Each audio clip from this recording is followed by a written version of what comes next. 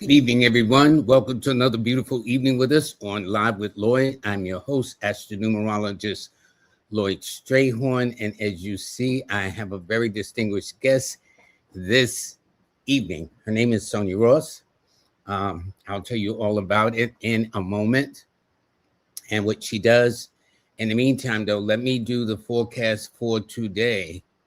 All right, it is Wednesday, the 24th. Boy, 2025 is almost, as they say, a wrap. The sun is in Capricorn, the moon is in Aquarius.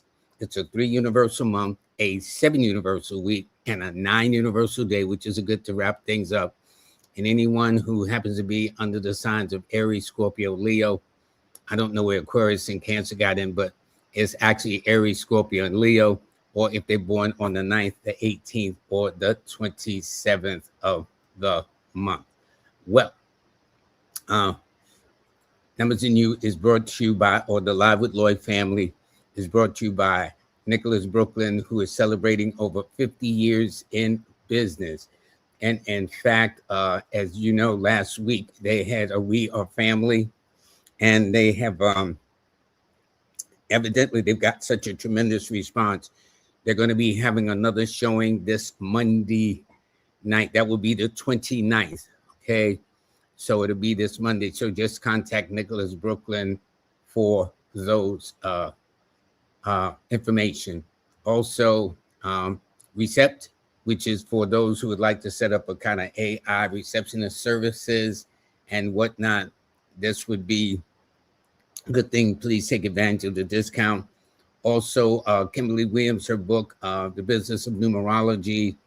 And so you just go to Amazon and order it.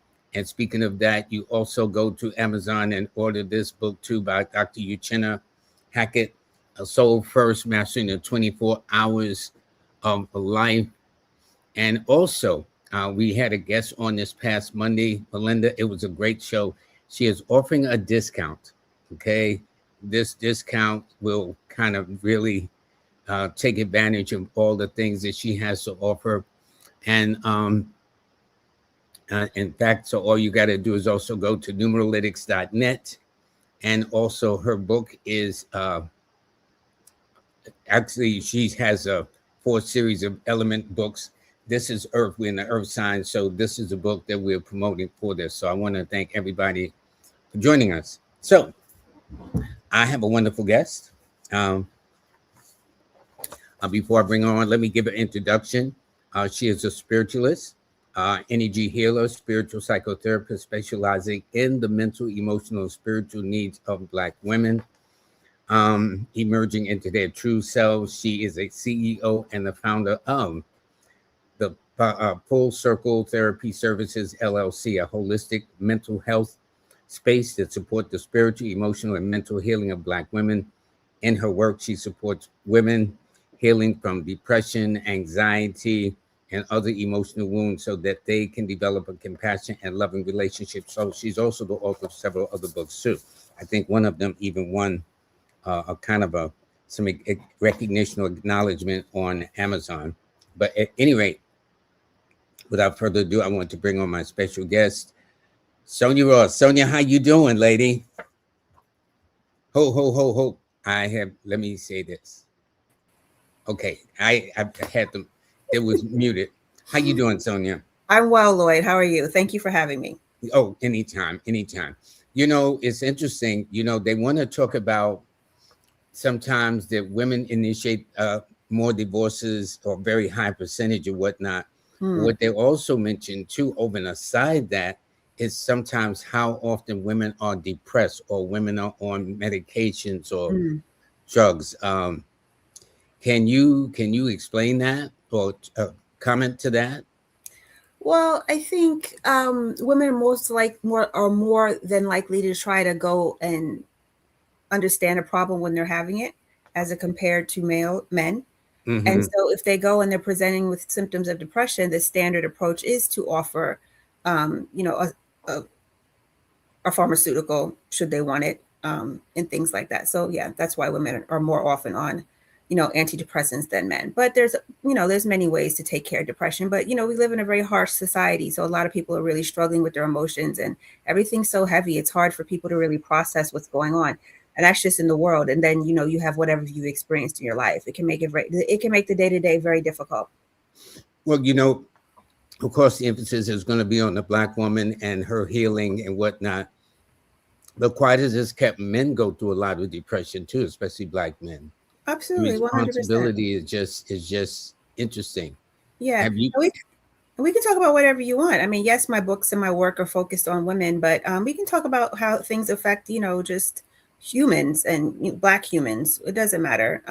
But yeah, the Black men do have depression as well. They're underdiagnosed because, of their own not wanting to, appear weak in a lot of those messages that they have received.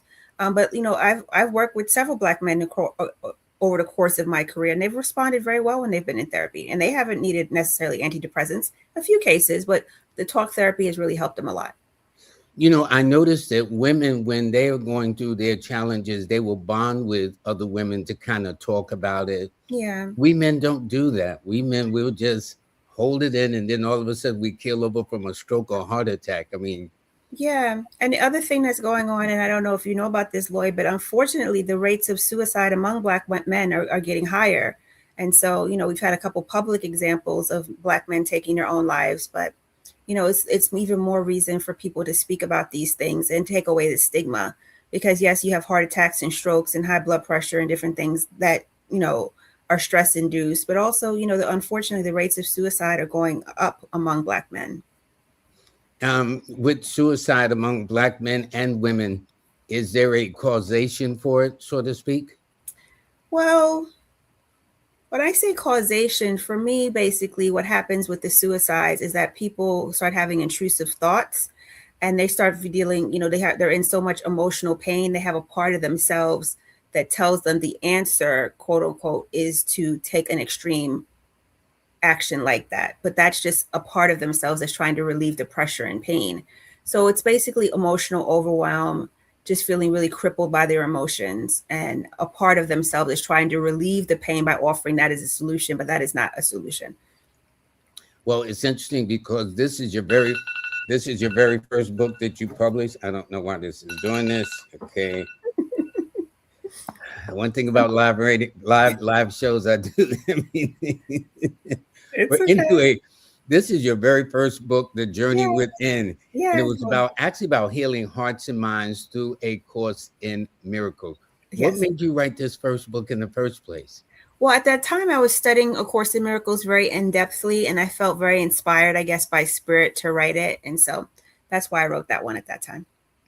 Okay. Then the next one to follow was in 2023, which was this one, Mastering Your Depression. Yes. And it's about emotional wellness.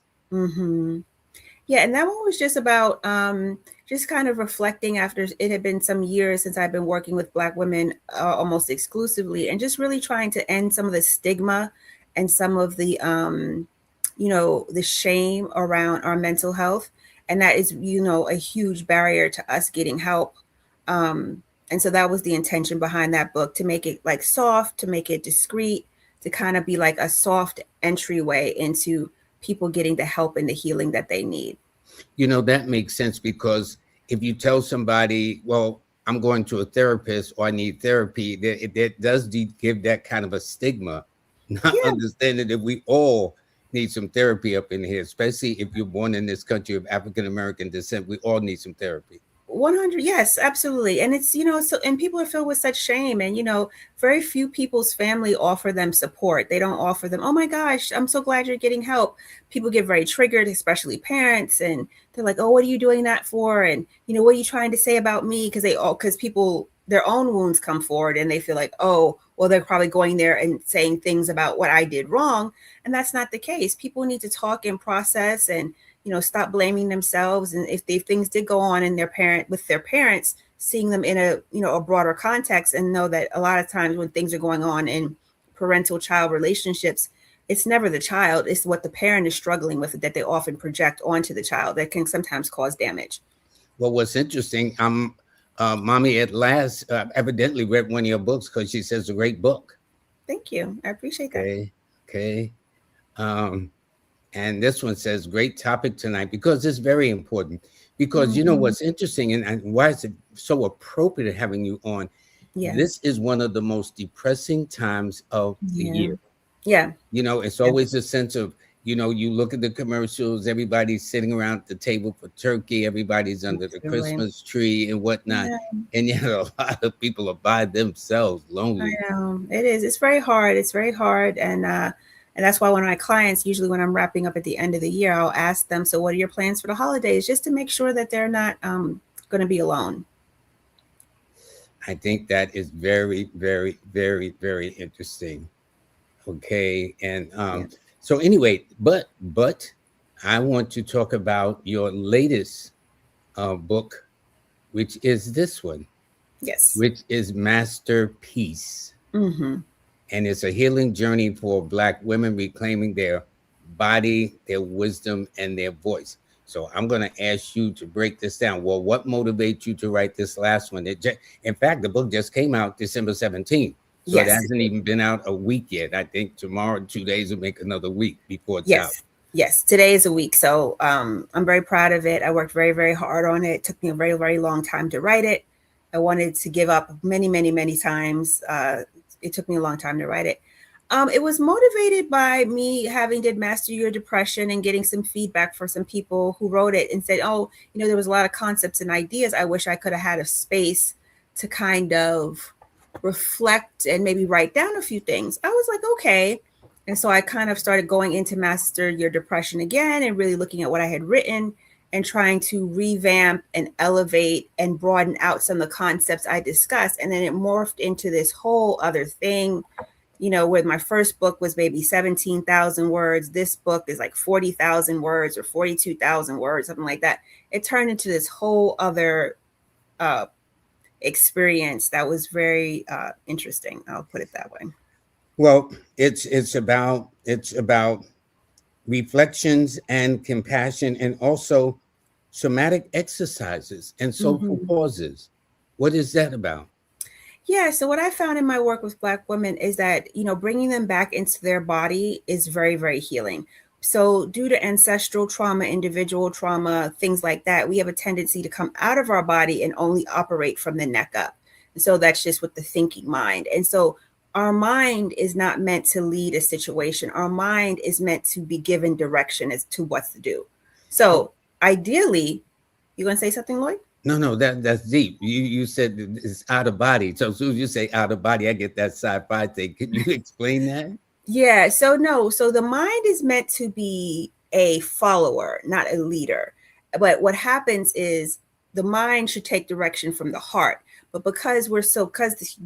being a human being is such a brutal experience, like on the planet, and then we have our own cultural experiences. We go so deep into our head, we're completely disconnected from our bodies, and so oftentimes we will get messages from our body, our heart, our emotional self that it needs attention, but we'll ignore it.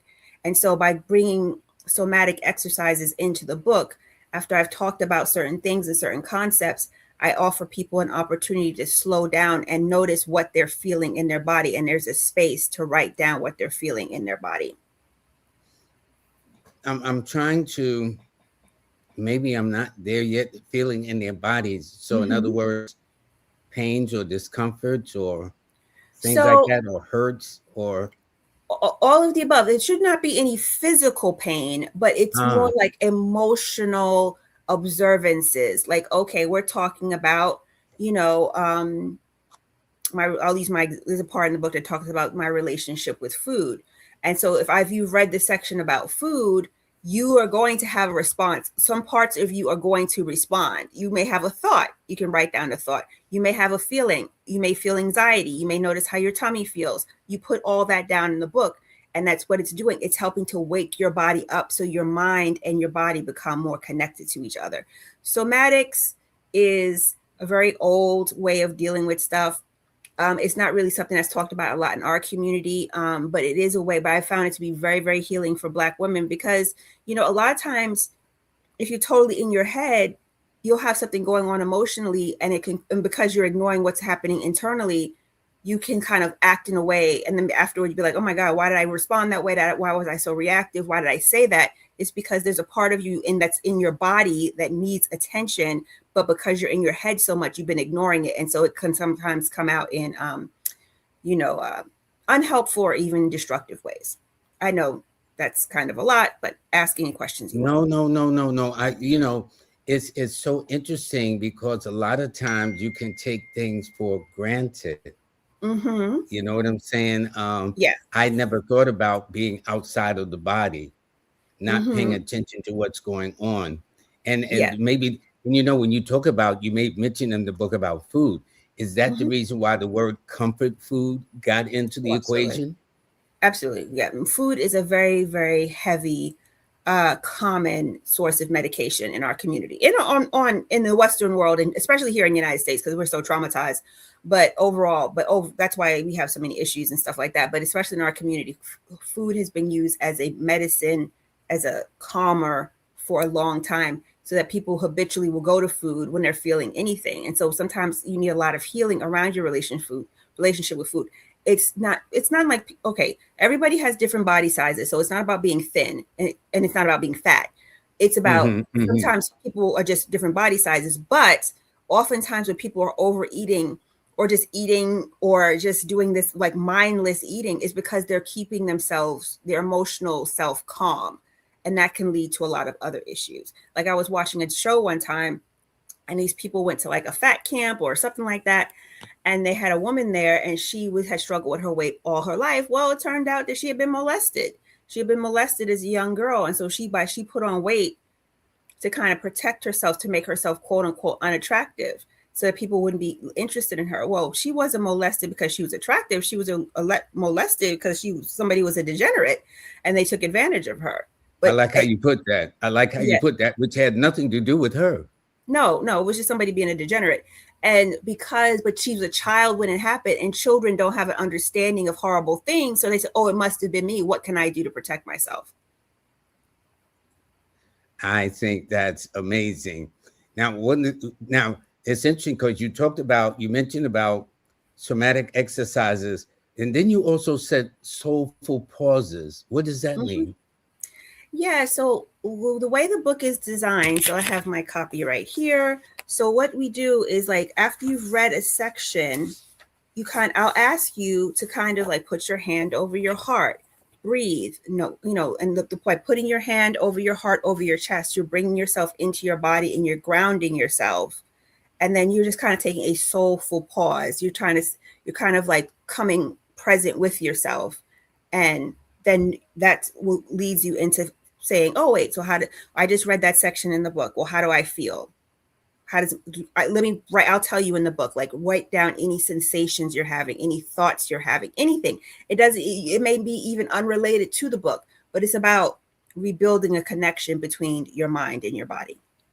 Well, I tell you this, for all the ladies in the Live with Lloyd family this evening, for those of you who may felt that, because it's not that she can, that Miss Ross can give you therapy, but some of them may be going through some things, and maybe you can give them an idea or exercises, because I get the impression sometimes when people go to therapy, it's then therapy plus medication. And it's not No, always not about medication, no, right? not at all. Because I don't think you do that. No, I don't. I mean, I've had clients who have suggested that they do get some medication. That's usually in extreme cases. And medication is good to end people's suffering if people are really suffering and they're having like suicidal ideation and things like that. So that can be helpful to kind of break that up. And then we can kind of, take them down a different path. But a majority of my clients, they're not in that state, thank God. And so we can use other things. Sometimes we use herbal treatment. Sometimes people need brain support. And so I can offer them herbs that have to do with brain support, herbs that are really, really good for anxiety, because sometimes people are like, their anxiety is just crippling. And, there's some very, very good herbs that can really help them manage and bring their anxiety way down. And my clients will feel such a huge difference. They'll be like, oh my God, I feel so much better, because the anxiety is terrible. There was a book I read a long time ago called How to Live 365 Days a Year. And in the book, they talked about EII, which is emotionally induced illnesses. A lot of the emotions from whether trauma or whatever the cause is, because that seems to be a popular word now. Trauma. Another popular word I hear is boundaries. Little things like that. So, but I guess we all do it at some point, because in the book you also ask to breathe. Now, people will say, well, I'm breathing already. You see, we're talking, I'm breathing. Yeah. But you're coming from a whole nother level, Yeah. holistically, and as a spiritual psychotherapist. Yeah. Yeah. I'm talking about breathing on a deep level. I'm not just talking, because most of the times people, it's very common in our community and also just general humans, is that we breathe up here. We breathe in our upper chamber, but we need to breathe in a deep way that regulates our vagus nerve. And our vagus nerve goes from the back of our throat all the way down through our chest until the tip of our navel.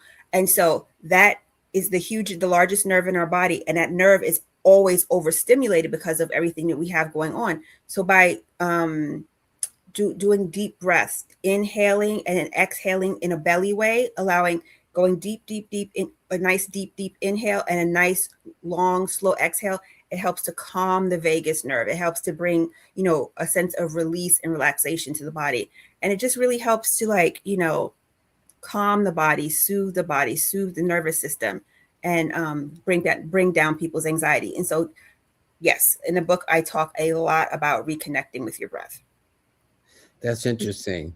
Yeah, you'd be surprised of people say, well, I'm breathing, and not understanding there is, because in India they call it prana, which is really an art to breathing, alternate nostril 100%. breathing, Absolutely, whatever 100%. the case is, to kind of calm the spirit. Because you talked about to slow down to their natural rhythm.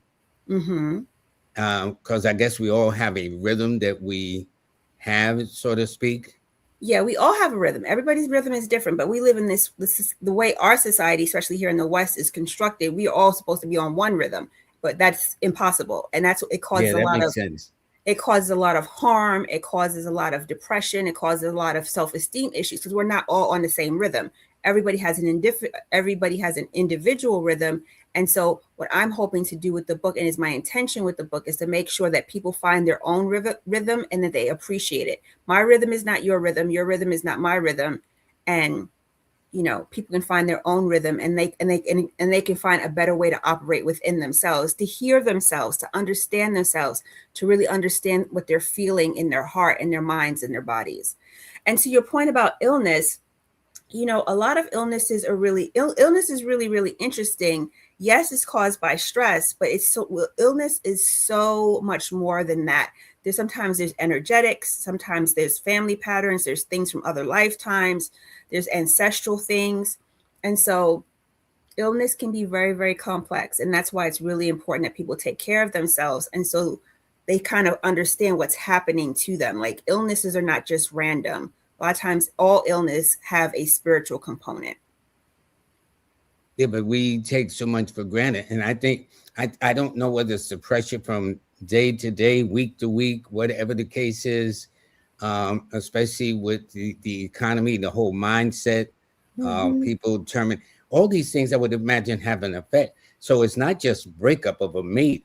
It's all of a sudden like there's the whole rash of jobs since somebody became the president of the United States. Yeah, there have been a whole rash of layoffs into the tens of thousands of people. We're going through a time of deep transformation globally on the planet. And that's, we're making a very huge spiritual shift.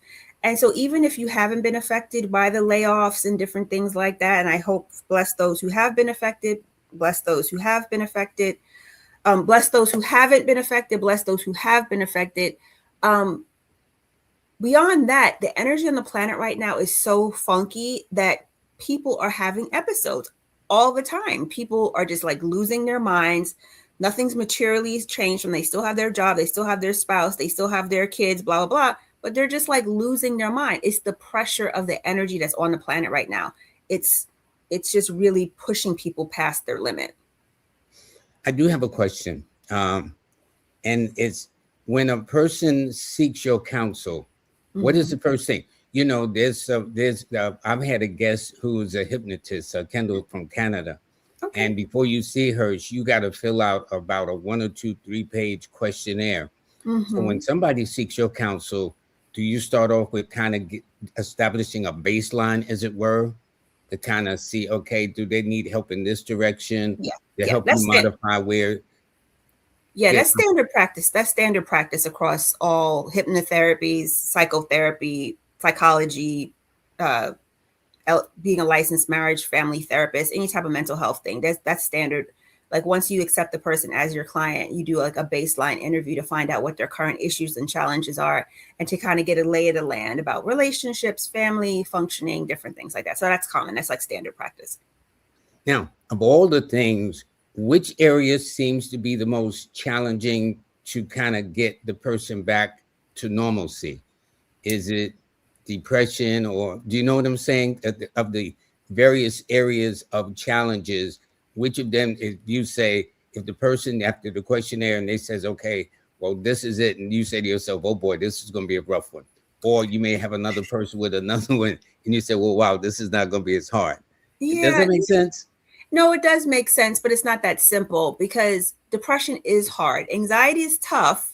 Anxiety is very tough, but people are so relieved to have a solution. And the first thing we do as far as anxiety is like, okay, you need to take these herbs. And they're so grateful that they'll try anything because really, anxiety, unfortunately, also does precipitate a lot of people taking their own life. But so they're so grateful to have that calm come back instantly so they can think clearly. So we can usually address that very straightforward. Depression is a little bit more challenging because people have been living with these unhealed parts of themselves for so long, who are really whispering stories that they were told by their families or their ancestral stories or different things like that. It's really hard for them to really feel brave enough to face it, to really look at those things that they've been avoiding for so long. That's why they're depressed, because they wouldn't look at the parts of themselves that where they had been shamed, the parts of themselves that felt unloved, the parts of themselves who never dealt with the grief of their parents dying. I've had clients whose parents died like when they were in elementary school. Devastating. They're like 10 when that happened. They still haven't recovered, but nobody was really tending to them because they grew up in a different time, of course. Sure. But I mean, obviously nowadays, if somebody, I hope if someone loses both their parents within a 2-year span and they're only in an elementary school, that someone would immediately put them in therapy. But people who are coming are usually my age, and that didn't happen. So they're devastated.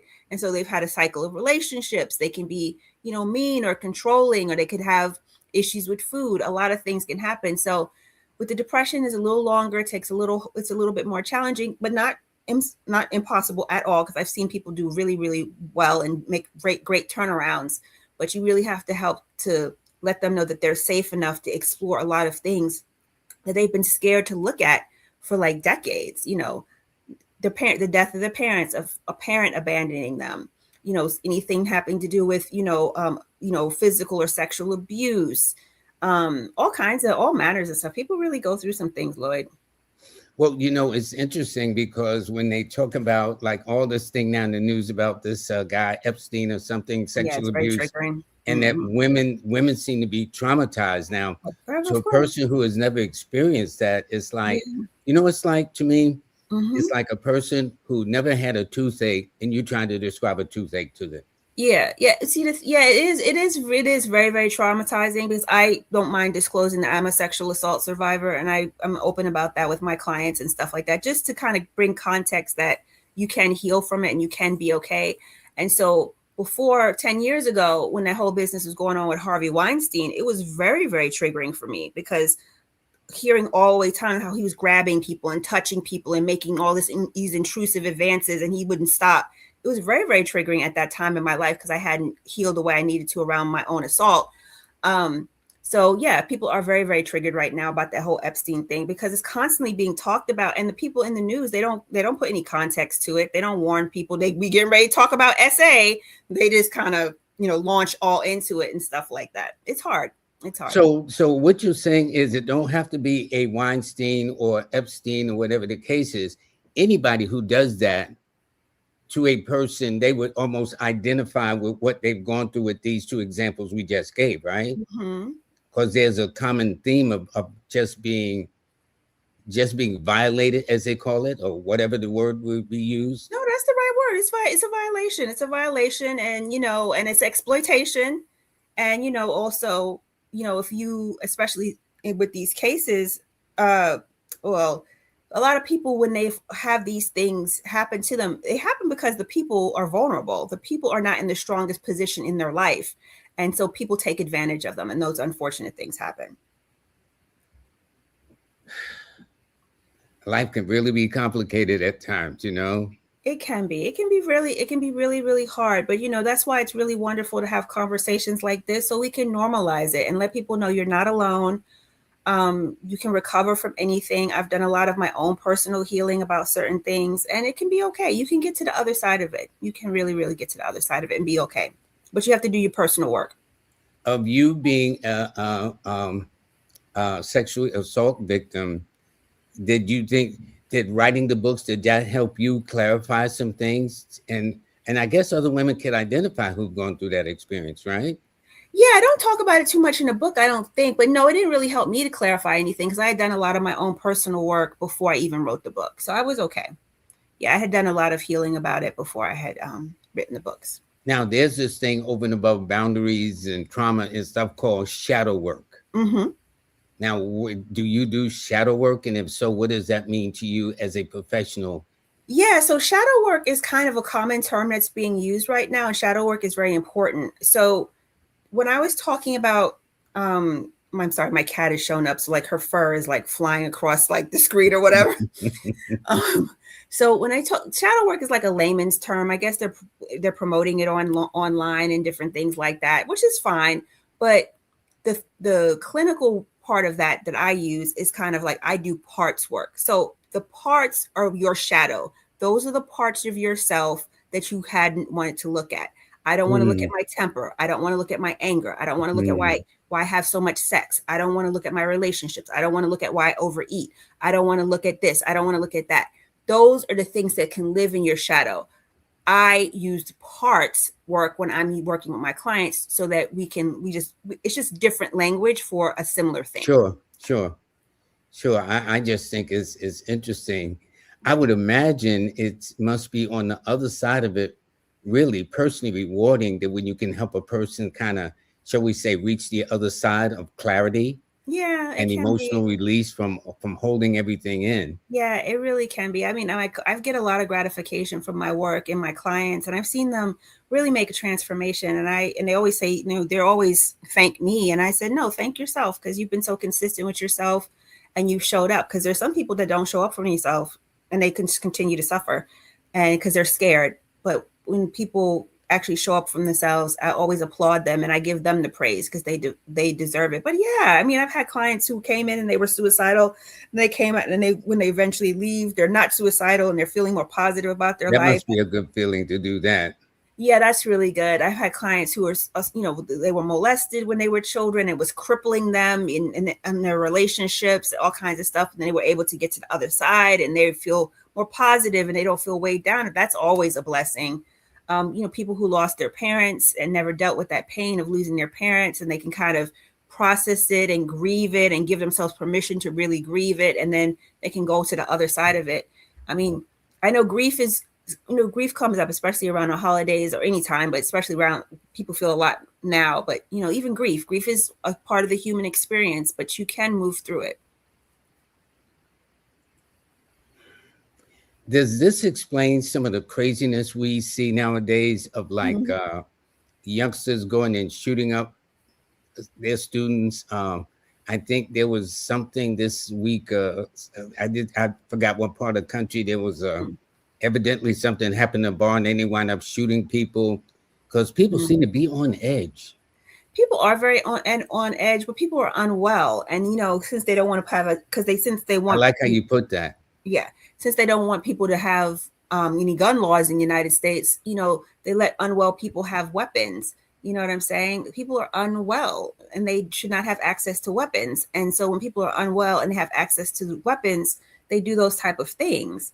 I mean, that's what that is about. People are mentally ill, and we have a high rate. And studies have always shown that we have higher rates of mental illness in the West than we do in other countries. That's because we're very nihilistic, individualistic. We don't care about other people, every man, every woman for themselves. It's all about money, and I got to get this bag and all this type of rough thing. Most people are not like that. Most people honestly just need small little groups and communities. They just want to live and have something to eat, and they want to go to work, and they want to come home. But all this pressure and stuff like that, it really breaks down people's soul and spirit. And so we have the highest rates of mental illness in the West. And the highest rate of gun incidences too. Highest rates of gun incidents. Highest rates of gun incidences. Highest rates of suicide again. Well, for this to be a great culture, it seems like a lot of people are adversely affected. It is. Well, first of all, I think the mask is off now, so we know that this is not a great culture. It's a profit-driven culture, and it'll run over anybody for any reason, So I think the mask is off. We know this is not a great culture. It's caused a lot of suffering and pain. Well, it's right about that, because people would rather make sure they make a profit. It's not about people as so much as a profit. It's not about, it's just so amazing that if you don't make a profit, what are we talking about? And it seemed like that affects people more than it should, especially those that are not caught up into profit-driven types of mindsets. Yeah, absolutely. And, and also, this crippling, oh, well, we have to make money. We have to do it a certain way. Most people don't have really struggled with that. And then now it's just totally mask off. People just like, they can't do it. They can't participate in it. They don't want to participate in it. It doesn't work for them and things like that. What I'm doing now, I'm just looking at my phone because I'm going to I don't see the link for my book in the chat. So I'm just going to put that in the chat. I thought it would be in the chat. I see it. Is it in the chat? Empress Rel, I see it right here. Okay. Whoops. When I pressed on it took me straight to Amazon. Oh, okay. Well, I don't see it in the chat. So it's in the private chat. Well, no, I want it to be in the regular chat. See something. I think something. Let me see. I think I can chat with it. It's okay. I'll just drop it in. No. I think I did it. You did. I'm not sure. Empress Rel does, and if you go to the private chat, it has a direct link to Miss Ross's book and books on Amazon. Yeah. Can you see if that you can do that? Yeah, I just put it in the chat. Okay. Okay. We would like to wish you happy holidays on behalf. Okay. That is good. Let's see something here. Okay. This Quintella says, I love how you worded that, Miss Ross. Perfect. How you word about profit driven, probably. Okay. Yeah, she said she doesn't have the access in the back. So I just put it in there. Okay. I wonder how that's so interesting. Yeah, happy holidays to you. And by the way, when Miss Ross is finished in about 5 or 10 minutes, I decided I'm going to extend the show in about another 40 minutes or so, because a lot of people have asked me about getting what's in store for the year, which is right around the corner, especially for those that saw me yesterday with King Simon on Brother Richard's show 363 Black Empire. Magic. Black Magic. Yeah, 363 Black Magic, right. So anyway, we'll do that. So anyway, the comments of people are just, they're responding because there's a lot of people. It's interesting. A lot of us think that we don't need help.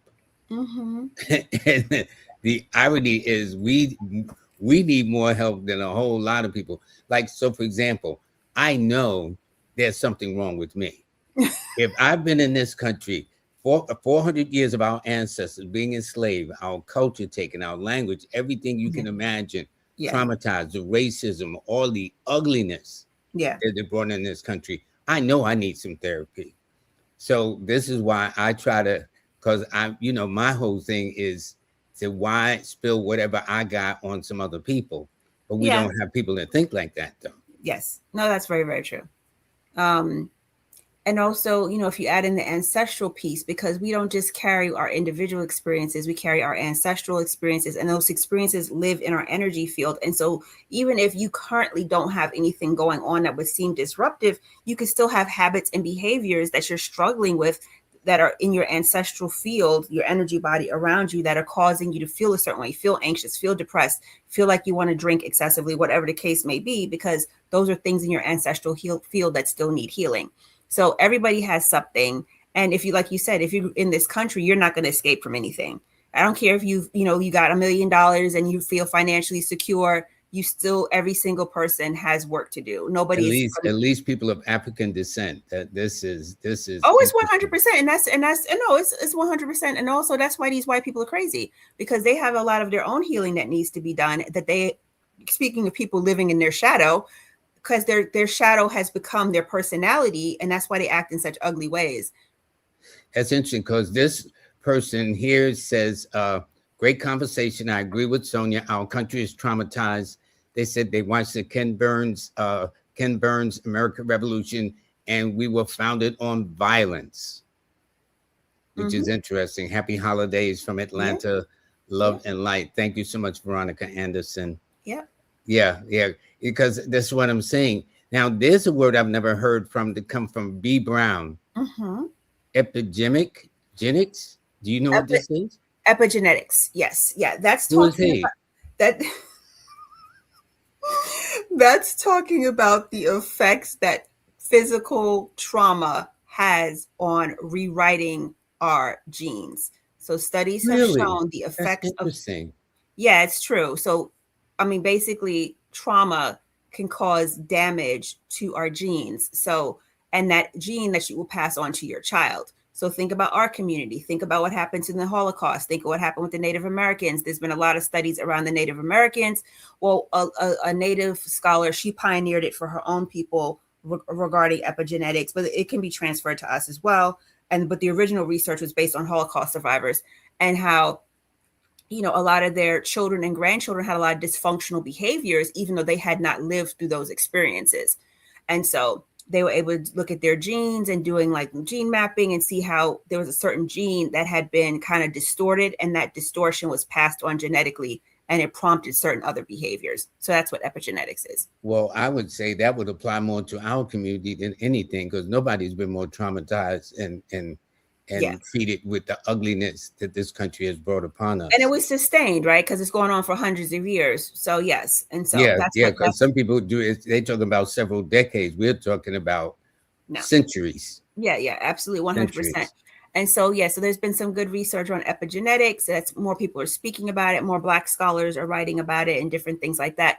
So that's what I was saying. It's ancestral. Yes, it's individual, but it's ancestral. It's been passed down to the line. It's in our energy field. Our energy field that every living thing has. Everything has an energy field. Humans have a very large energy field.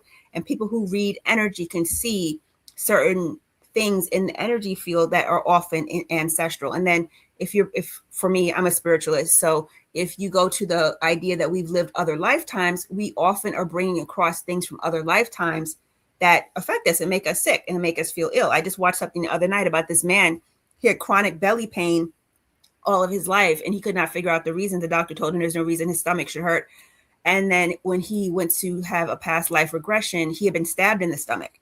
And so he was still carrying that from over another lifetime. So it's very, very deep. We are very, very deep. We're very complex. But the society doesn't want you to focus on that. They just want you to be like out of your mind and not in your body healing yourself. Well, it's interesting when you talk about a prophet. It seems like instead of, for example, I noticed in the medical communities or with doctors, they can't, or they suggested not to use the word cure. No, because they can't cure you of nothing. They can't cure nothing. They can tweak some things, but they're not curing people. Yeah, well, that's interesting. Sonia, I'm going to let you go, but hold up. I got to, first of all, let me tell you this. Yeah. All of you need to have her collections of books. The Journey with the End And this is about really healing the hearts and minds through A Course in Miracles. I like this one. And all of these are extensions of her experiences and whatnot to share with you. And what would people? What would you say to people who says, "Well, what about other women that go through this?" Other women other than Black women? Yeah. What's your question? No, I mean, is it basically the same that no matter what part of the human family they come from? No. I know ours is very unique.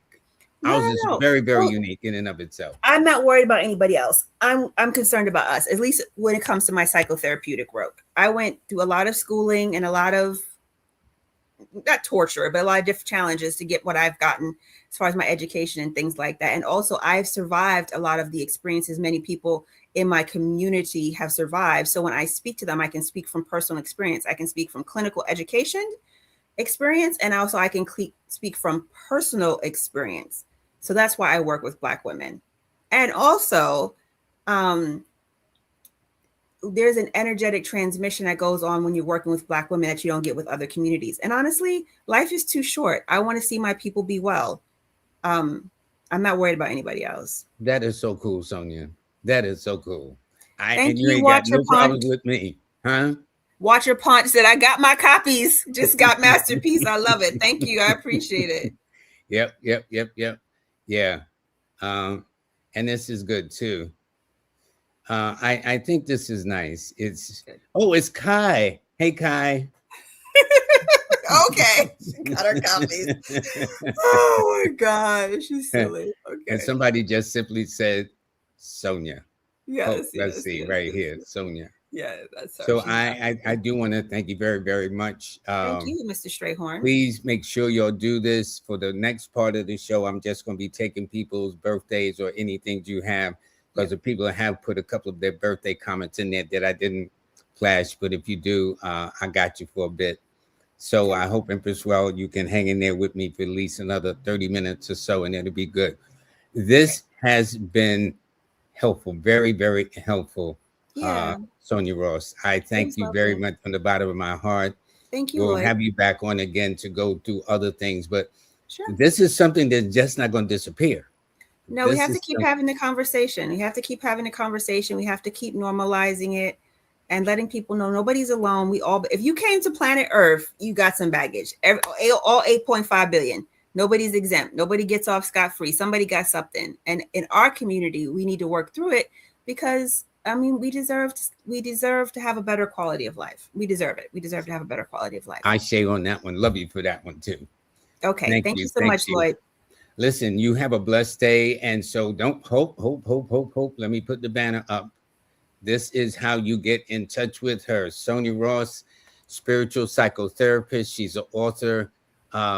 I understand she's a great mom and other things too. Her site is fullcircletherapyservices.com. She's also the founder and CEO of Full Circle Therapy Services, LLC. Her email to Sonia. Now, I know you live in a certain part of the country. If somebody's watching in California or another part, can they reach out to you for services? Do you do services by Zoom or anything like that? So it depends on what they need. So when it comes to psychotherapy, I have to have a conversation with them about that. I do offer energy healing services as well. And that's a different conversation. So it's all about a conversation. Okay, you deep, sister. Good. Sonia, thank you so much. All right. Thank you so much, Lloyd. Happy holidays, everyone. If you celebrate, you take care. I was going to say the same to you. Happy holidays. Okay. Goodbye. Oh, wait, hold on. You okay? I was just reading what Johnny Johnson said. Accepting or confronting mental health in African communities is a taboo, very rarely reported until it becomes deadly. I think he's talking about African communities, and that's very, very true. Because a lot of times they'll think mental illness is witchcraft. It's not witchcraft. It's mental health. It's very real, and it's very real, and it's very traumatic. It is very, very traumatic, and it's not witchcraft. And I've had my clients who have been African. They've told me their parents told them their mental illness was witchcraft, and it's not witchcraft. That's interesting. Yeah, it's a whole different subject. But thank you so much, Lloyd. It was wonderful. Thank you. Happy holidays to you, and all the best for the brand new year. Okay, thank you. Bye-bye. Okay. Okay, folks, I wanted to do that. And also, what I want to do with this portion is actually begin to address some people that had questions about their birthdays or something of that nature. And let me explain. Tracy says, please share my banner. Okay, Teresa Miller. Oh, share your banner. Oh, yeah, I always forget to share my banner. Let me see if I can find it somewhere. As I don't know why I never, somebody always got to remind me I got to plug myself, but I don't, because really my focus is on about, I'll see if maybe Empress Rel can find it. Because my focus really is on about my guests. Oh, I found it. Here you go. Let me move it all the way to the top. Okay. There we go. All right. So this guy's name is Lloyd Strayhorn. He's an author. His website is lloydstrayhorn.com. He has an Apple Star 8. He has Linktree Numbers in You. He has online courses. In fact, my courses are actually on sale. Let me show you. It's so amazing. Let me say this. Right now, dig this. If you want to learn numerology, if you don't have my app, a Star 8, this is one of the best ways. It's online. You own it. And look at it. It's on $10, $20, $30, $32. If I took somebody to breakfast this morning, it's going to cost me more than that. Okay. So you get all of them. It's a sale, but you must go there. You go to Lloyd-Strayhorn.com. That's LLOYD-Strayhorn, STRAYHORN. And you just download them. Or for those of you who go to Linktree, just Linktree, linktr.ee/numbers in you. That would be the better way to do it. Also, when we had Melinda, when we had Melinda on Monday, this past Monday, Belinda Valentine, she erected a chart. It's so interesting. Kimberly has a chart. Kimberly Williams of Manifest on Purpose. She has a astronumerology calculator rather. Melinda has the same. I have the same also. So what we're going to do though is, if for those of you who want to, just drop your birthday in there. And Sonia says thank you very much, and we thank her too. Okay. So now, okay, this person says, hi, Lloyd. This is Belinda from really? Okay. Hi, Belinda. I think today's your birthday. Yes. No, that's right. She's the 24th, but she's in October. She's in October. I haven't seen her in a while. So let me say this. You are a water sign with an earth number. Well, hold on. Let me take this off. And then I'll run past all this. So you happen to be a water sign with a earth number. Now, water and earth mixes very well because that's how you make anything grow on God's green earth. So therefore, would be nurturing, intuitive, sensitive, emotional, things of that nature. So looking at it, when I'm looking at your years 6, 7, 8, you're about to enter what is called your finance and romance cycle. Finance meaning making more monies, better work conditions, whatever the case is. And romance means things of like maybe somebody from your past. It's interesting. I've had people that say, well, yeah, I got back together with somebody I met in high school, I met at college, or whatever the case is, because the cycle you're in, Belinda, will actually bring somebody from your past back into your life. So if it's been a pleasant experience, fine. If you're already committed and in a relationship, don't mess with it. Just focus on the first part of your cycle, which would be the financial part, okay? Your key numbers, by the way, are always the 6, 9, and 3. And your best day is always on a Friday first, followed by a Tuesday, followed by a Thursday. Those would be the best, okay? So anyway, I thank her very much for that. And if any comments you got, also let me know. And Ernest, Let me see something. Okay. And Ernest Smith says, great. Also, session with the guest, Sonia Ross, peace, happiness. Now, the person says, I'm probably too late. No, you're not. Partner's name is Chris, and his birthday is this Saturday. His birthday is December 27th. A good friend of mine is born, Boza Rivers, is born on December 27th. What does 2026 looks like for him? Well, I tell you this. First of all, as for your partner, okay, it tells me he think he's the greatest thing since ice cream, okay, give or take. Um, or and it also indicates that he is heading into a year where he's going to have to slow down. This has been a very busy year for him. This year that we're wrapping up should have been very significant for him in every way, shape, or form. Busy things with his career, his reputation, trying to expand his environment, his world, his workspace, and things of that nature. Now he's about to enter a full personal year, which means he's going to have to hit the brakes. He's going to have to stay within some parameters, some guidelines, some rules, some regulations. Now, a lot of times, see, this is why people don't like the 4 cycle, because you got to put in the work. But I don't think of anything that you get that's worthwhile without you having to put in the work. So if that is the case, if they do that, if he does that, then Chris will do very, very well. Chris tend to be more injury prone and accident prone than illness prone. He is also a person that speaks his truth too. And you will find that his important numbers are always the 9, the 8, and the 6. And his best days are always on a Tuesday 1st, followed by Saturday 3rd, Saturday 2nd, followed by Friday 3rd. Okay.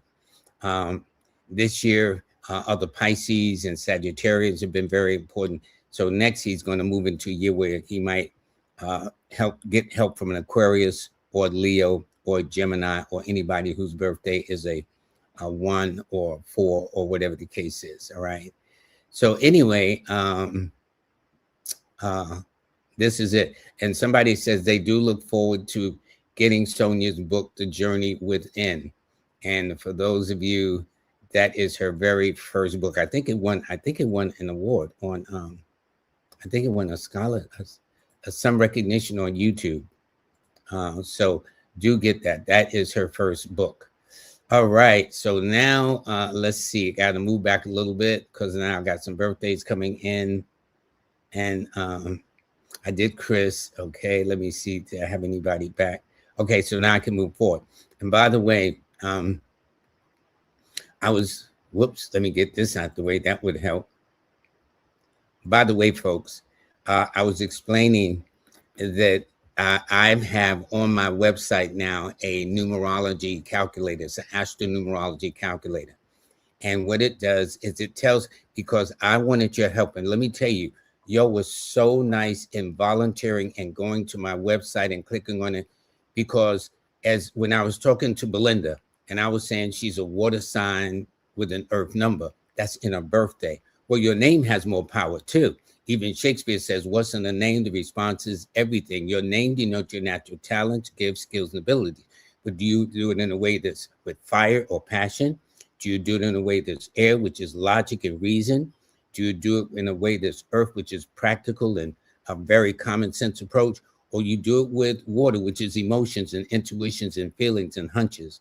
So if you can, for those of you who would like to, just go to my website, Lloyd-Strayhorn, and it's between a star 8 and consultations, and dead in the center, you will see Astro Numerology Calendar. If you put in your name, it'll actually tell you whether you have more fire in your name, more earth in your name, more air or water in your name, because the birthday affects your destiny, but it is your name that affects your personality and also the people that are drawn to you and how you express yourself in the real world on a day-to-day basis.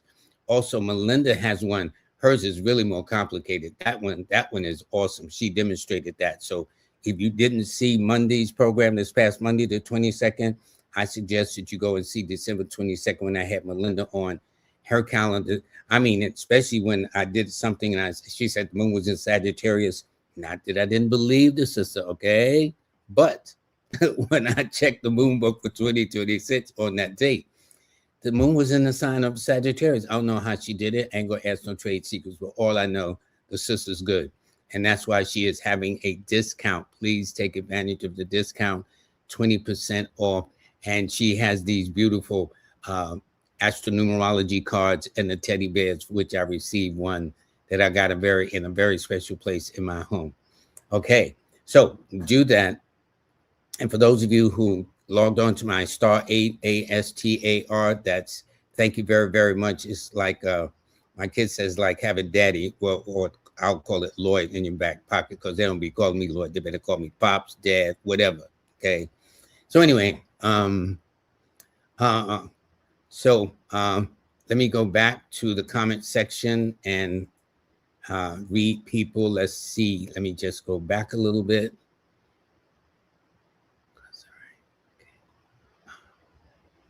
Okay, good. I am there. I read about Chris, born December 27th.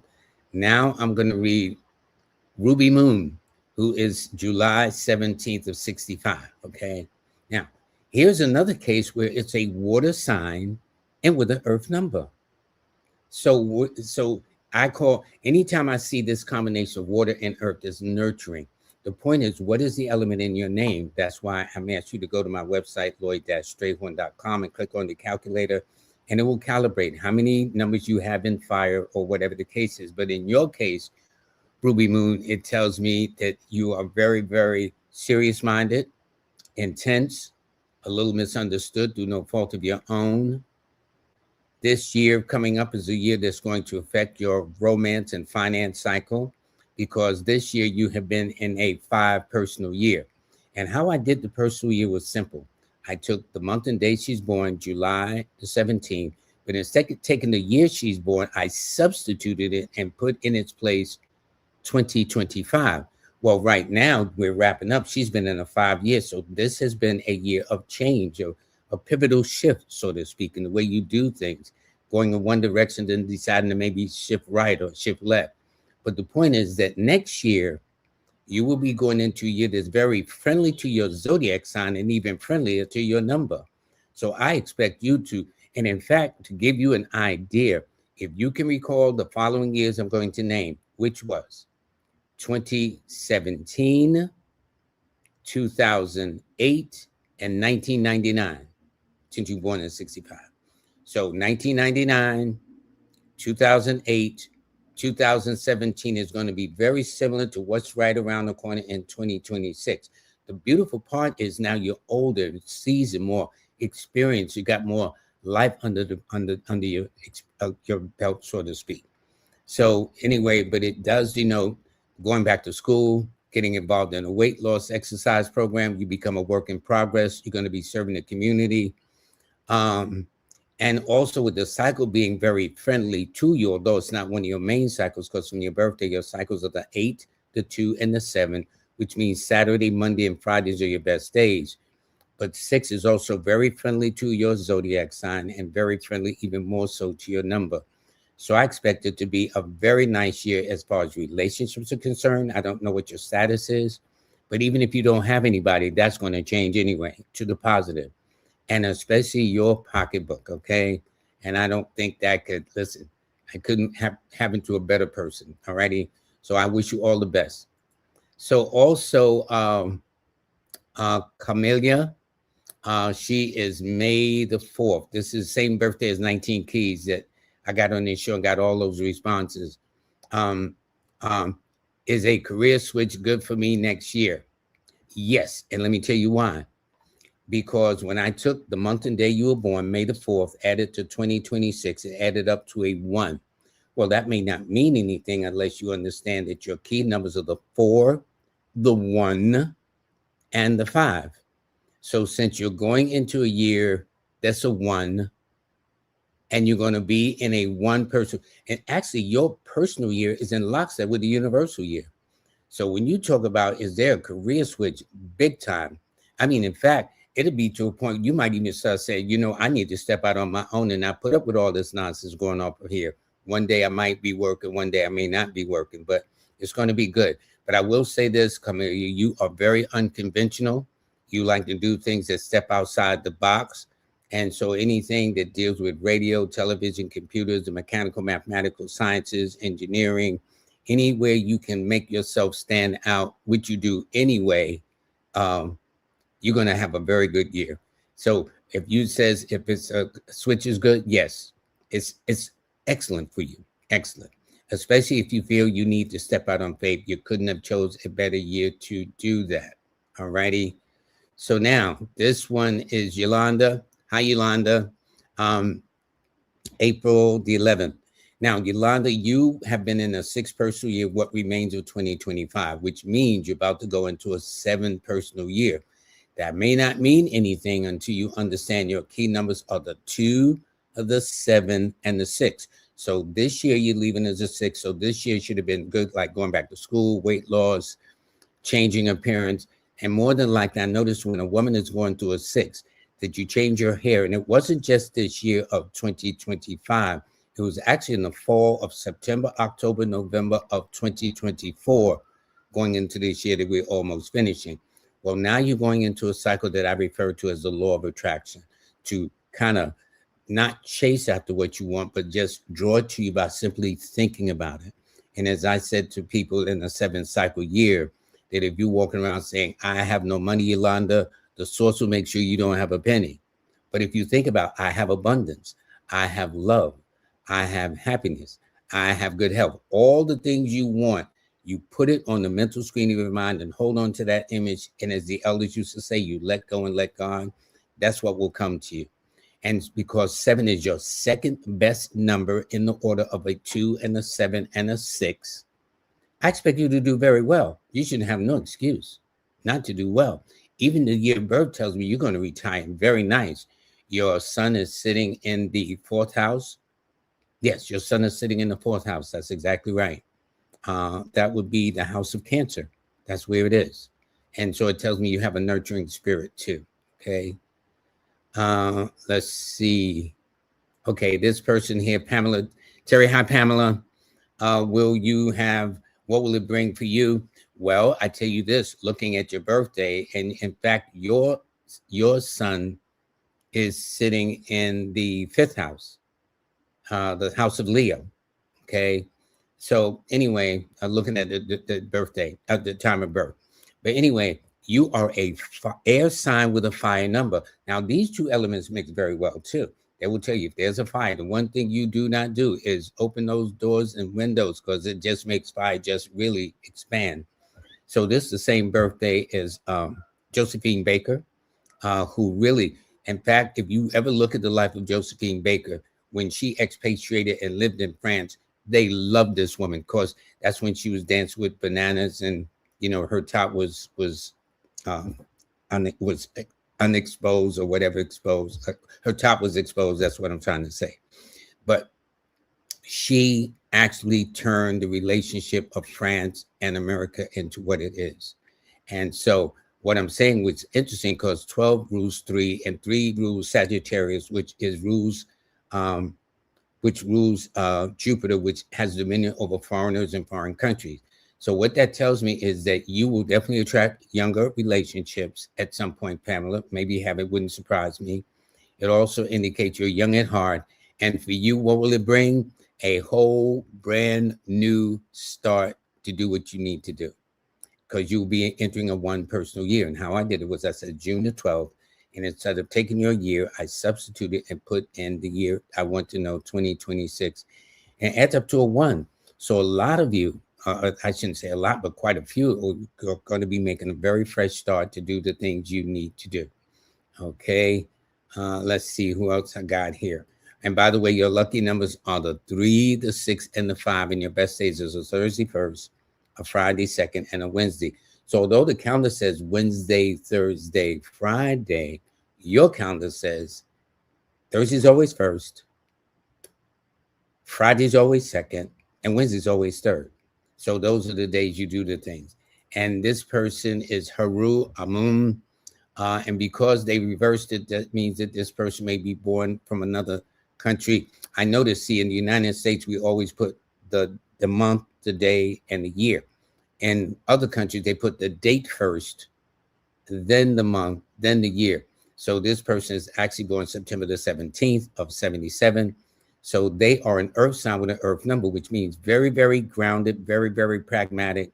Even the year they're born in 1977, which adds up to 24, which is a 6, is an earth number. So you are earthy all across the board.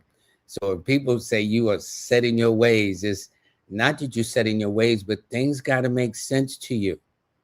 So if you ever watch those movies, action-packed movies where they jump out the window and stuff, you would never do that. Never, ever, ever. You know, is there a boat down there? Is there some water down there? Is there a cushion down there? But you would never just jump out a window. And so it would always baffle you. So having all these maturity numbers, it tells me you've always been an old soul spiritually. It's probably an older woman that introduced you to Sex 101, which is none of my business, okay? But if so, it wouldn't surprise me. And even if you didn't, here's what I'm saying. When you were in your teens, your friends that you hung out with were in their 20s and 30s. When you got in your 20s, they was in their 30s and 40s. So if you notice, you always dealt and hung around older persons. It's almost getting life's experience so you can be better, not making those same mistakes that they made in their age that you were in. But your numbers are always the 8, the 6, and the 5, and your best days are always on a Saturday first, followed by a Friday, followed by a Wednesday. That's right. Yep. So it's the 8, the 5, and the 6. Those are your numbers. Okay. So anyway, thank you for that. That's good. Okay. Ernest Smith, he says, by the way, for 26, what's up in store for him? Well, I got to be honest. You are going through a one personal year too, Ernest, when I took November. And see, you're a water sign with a water number.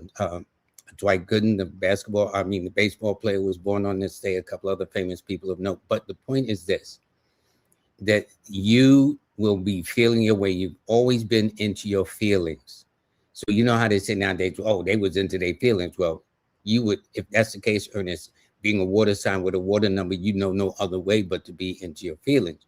But also, water represents hunches and intuition. And the fact you're born on the 16th of 7, which is a very intuitive number, means you always question yourself. You always have a mind of your own. You can be very sarcastic if people rub you the wrong way. So I'd always stay on your good side. All righty.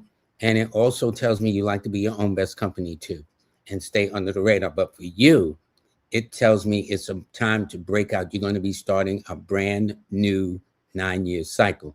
So that means you got to figure out what you want to do that's in your best interest, not children, not mates, not family members, not co-workers and bosses, but Ernest Smith. That's the best way.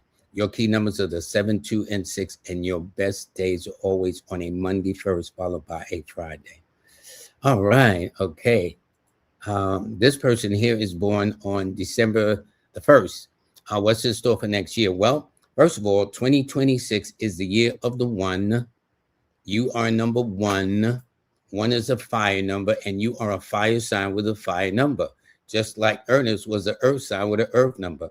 So that means whenever you do something that's with great passion, great determination, the thing about 1s and 9s is they're known to be very direct.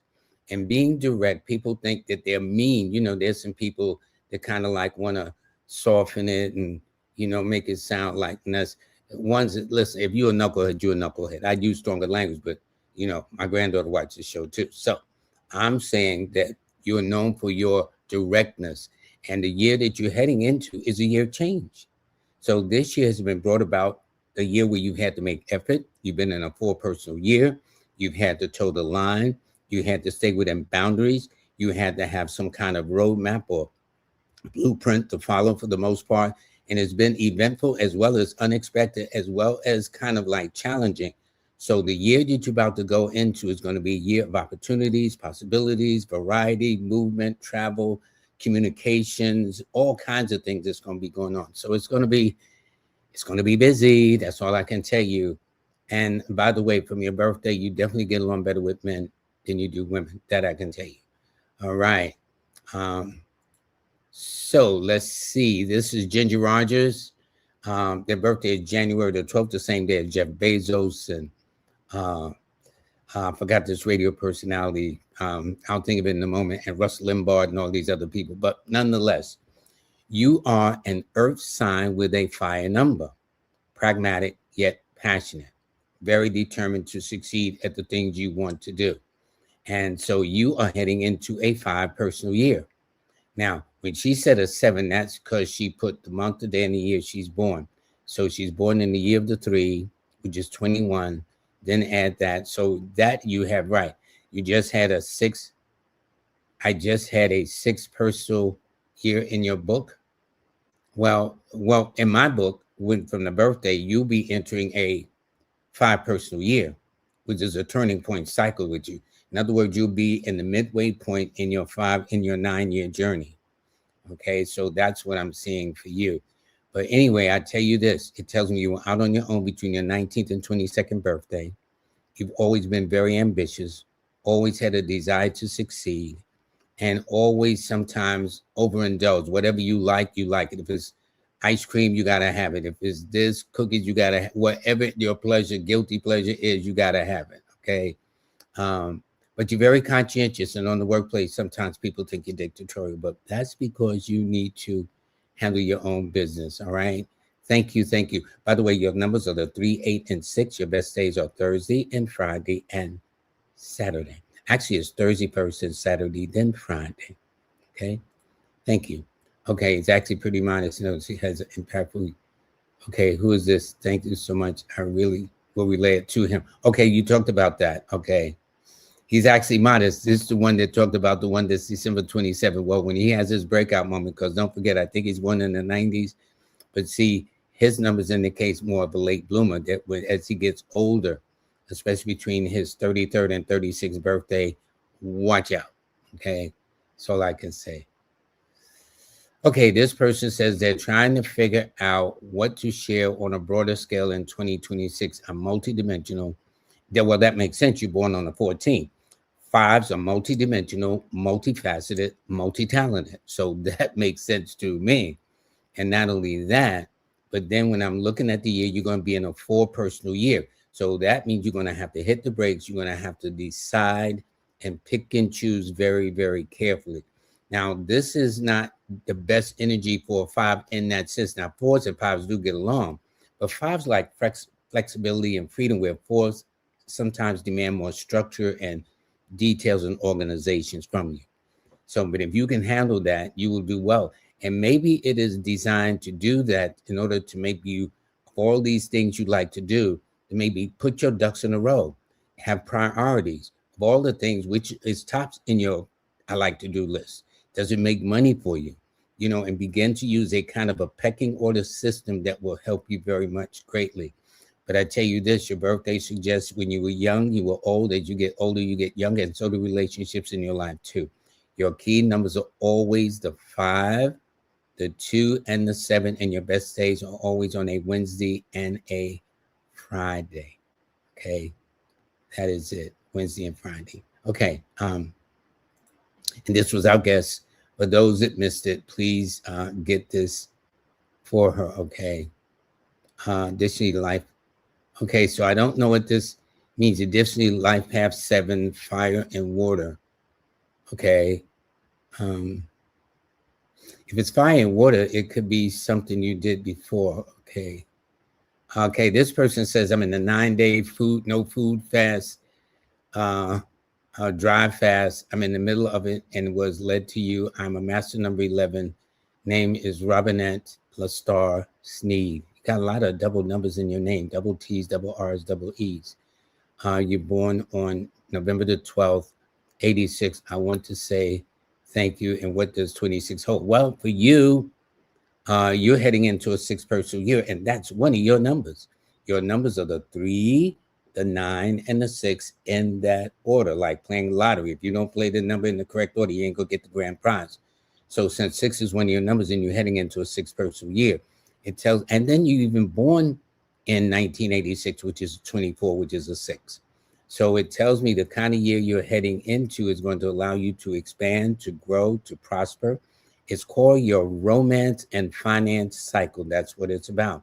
So if on the first door you open, you don't have nobody, all that will change before 26 is over. If you've got somebody and it's been halfway decent, more than likely that may step up another notch or two before 2026 is over. Or on the reverse, if you got somebody and they've been working your nerves as you're going into 2026, then by summertime, it might be what you call a wrap. That's it. But basically, you're expressive, you're popular, you're well-liked, you always got something to say. You're emotional yet fiery and passionate at the same time. So sometimes you'll waver, all depending on what day of the week they catch you on. But basically, I'm glad to hear that. And it's interesting because your numbers are the 3, 9, and 6, and you're on a 9-day no food fast and a dry fast at that. I hope you have some water. And you're in the middle of it. So that means you're about like 4.5 to 5 days into it. It would let you. So whoever led you to me, tell them thank you very, very much. And for you this year, it's about making some adjustments, getting your hair done, going back to school, becoming a work in progress, and doing all the things that affects because the cycle you're heading into is called your romance and finance cycle. So I'm not going to say too much longer. Okay. Yes, please. This person said, thank you. I will go to the calculator I look forward to. Now, my calculator is on my website, lloyd-strayhorn.com. Okay. When you go there, there are links. And across the top, you'll see astronumerology, numerology calculator. You click on that. You put in your name and your birthday, and it will tell you, your destiny number, this, that, and the other. What interests me is your name. What element is your name strongest in? Like your sign, see, because your sign don't change. Okay. If the person's is like when I did Robinette, she is a water sign with a fire number. Okay. That'll never change. But a name can change. A person can get married 1 or 2 times. Guys will change their names for whatever reason. Does it give more fire energy to the name, more earth energy to the name, more air or water energy to the name? So that's why I got that calendar. And so please go there. It's lloyd-strayhorn.com to see it is, okay?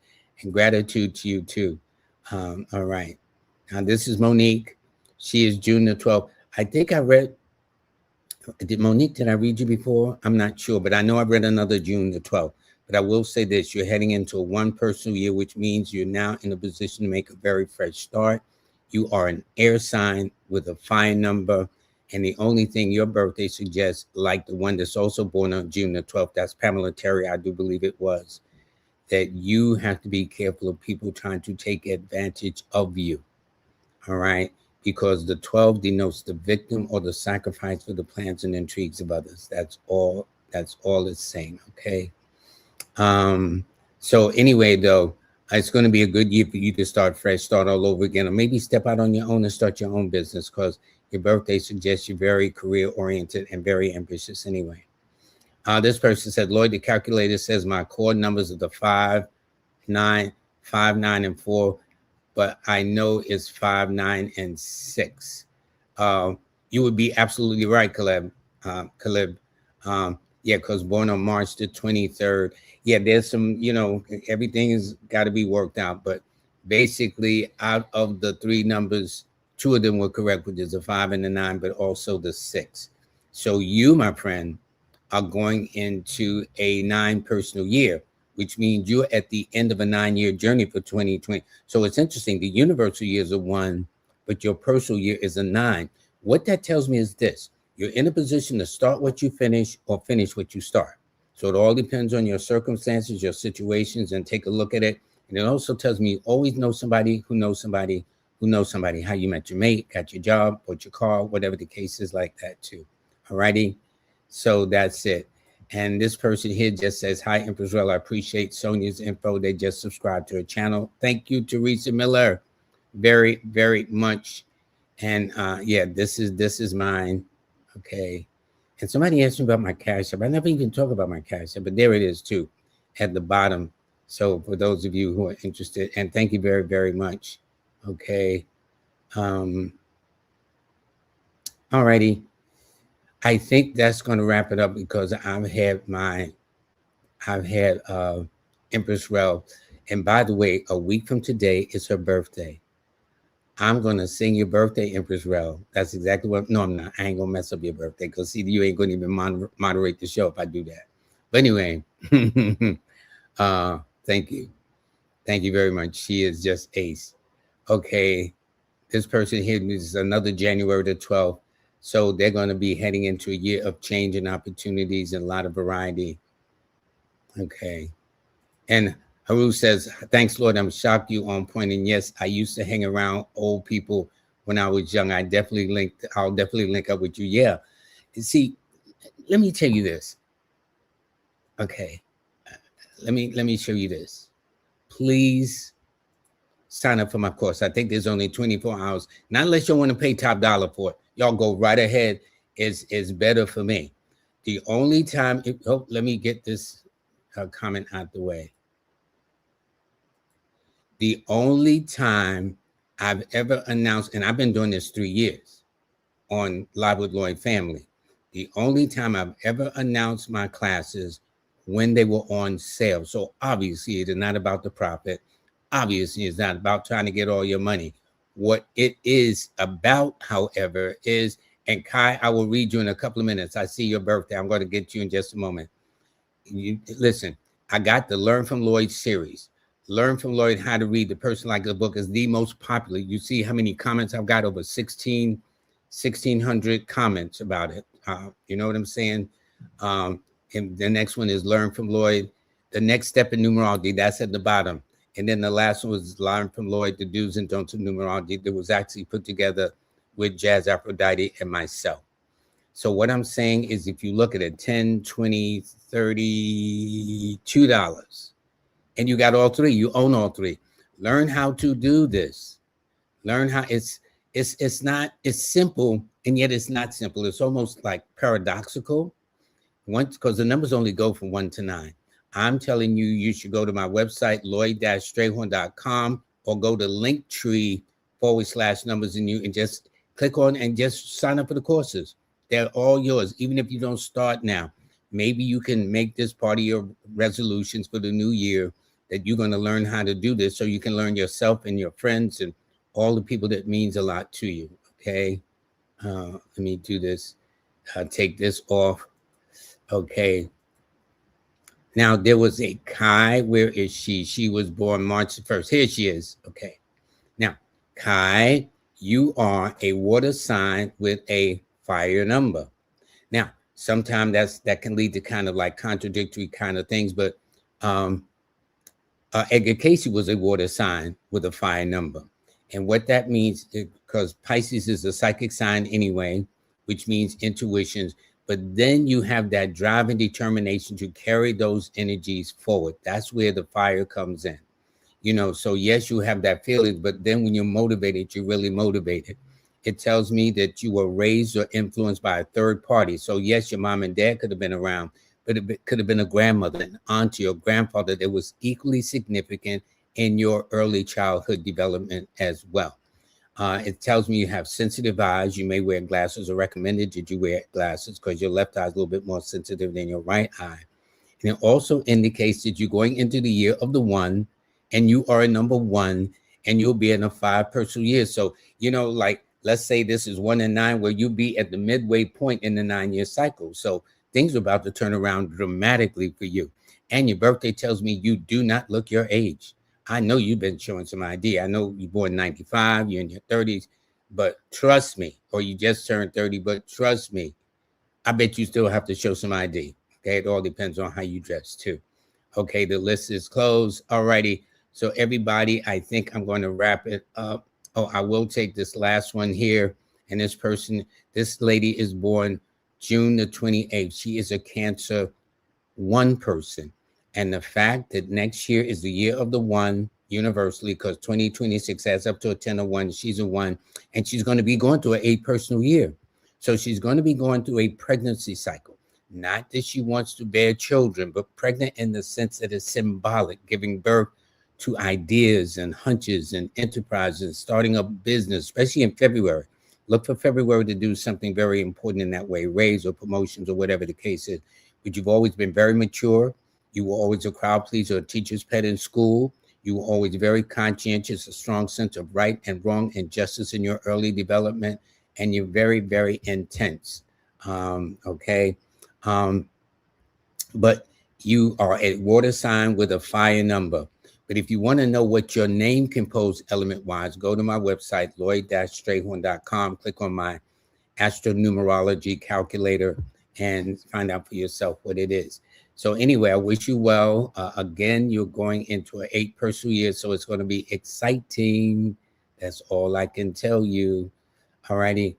So everybody, I do want to thank you very, very much. And so let me let you know the people who made it all possible is Nicholas Brooklyn at 13. Well, let me get this out the way. The comment. Okay. Nicholas Brooklyn at 1396 Fulton Street. I challenge anybody to walk in that store and walk out with nothing. It's not going to happen. Okay. However, what they did have on Friday was the celebration of a film by Bridget, excuse me. She's right there in the yellow. And by the way, it's getting an accolade because people like it. And they're going to air it again this Monday on the 29th of the month.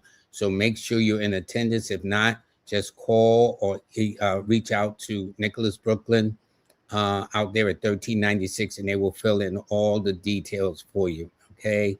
So in addition, also please with Recept, for those that might need some AI assistance, if you're trying to set up a business and give you that professional look, also go to Ms. Kimberly. This is her website. She also has a calculator at the top, second to the right.